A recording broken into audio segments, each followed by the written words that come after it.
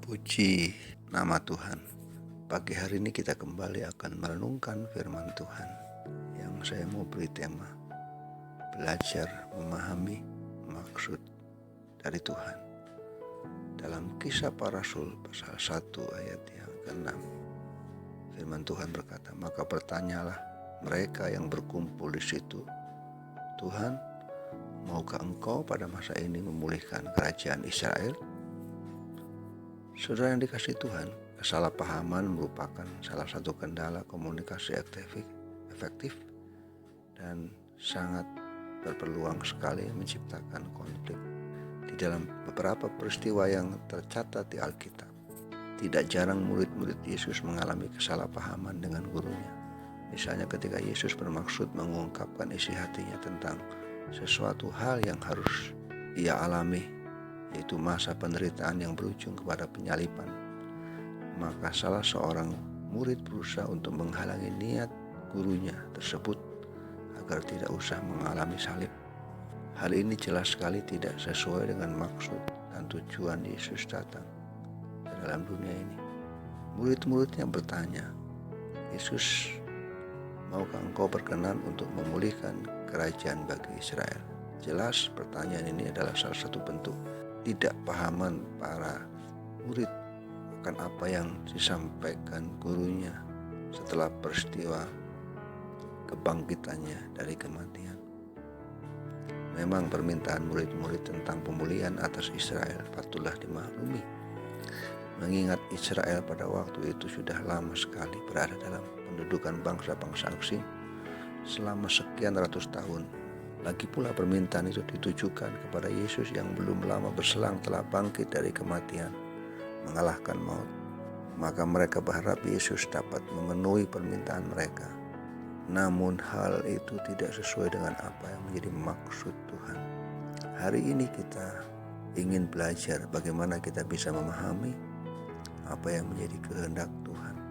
Jadi dalam pengiringan kita enggak hanya memikirkan apa yang menjadi keinginan kita semata-mata, namun kita harus menangkap apa yang menjadi maksud Tuhan di dalam hidup kita.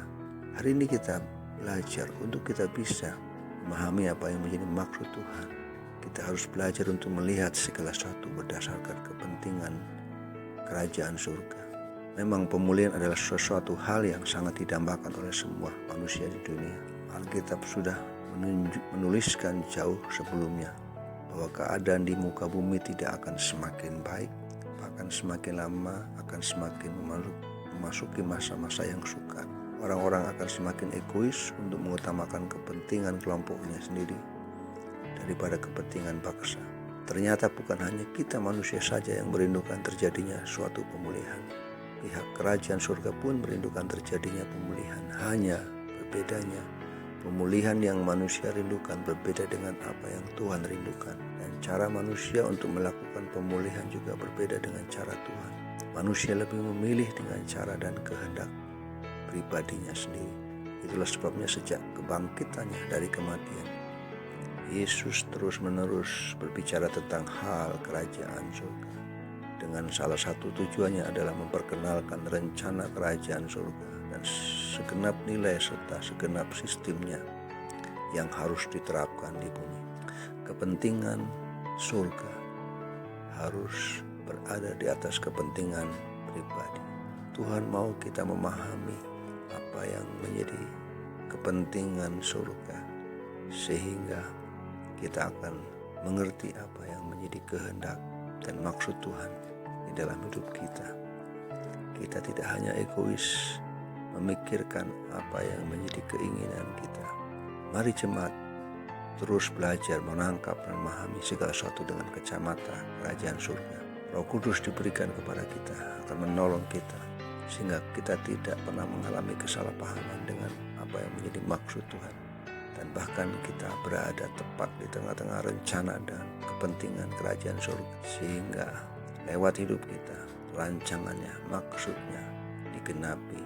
Tuhan Yesus memberkati.